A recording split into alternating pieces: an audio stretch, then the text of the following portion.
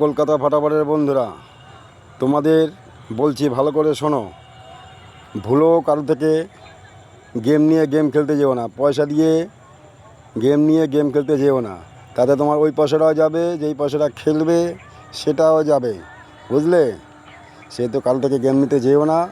নিজের বুদ্ধিতে গেম খেলো, নিজের পয়সায় নিজের বুদ্ধি লাগাও। কারো থেকে টেম নিয়ে খেলতে যেও না। কারণ এরা যদি গেম দিতেই পারতো তাহলে তোমাদেরকে দেবে কেন? ও তো নিজেই খেলে পয়সা কামিয়ে নেবে, নিজেই লাখ লাখ টাকা কামিয়ে নেবে, গাড়ি বাড়ি সব করে ফেলবে। ওকে কাউকে দেবে? কাউকে দেবে না। সেহেতু কারো থেকে গেম নিও না।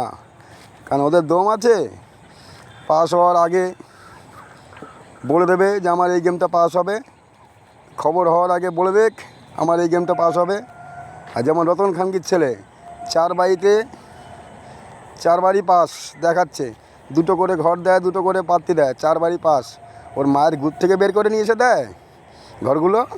খানকির ছেলেকে বলো তো, রেন্ডির বাচ্চাকে, কী করে দেস তুই? দে তো 10 মিনিট আগে দে, আমাকে জানা 10 মিনিট আগে যে এইটা হবে। দেখো জানাতে পারে কি না, রেন্ডির বাচ্চাকে জিজ্ঞাসা করো।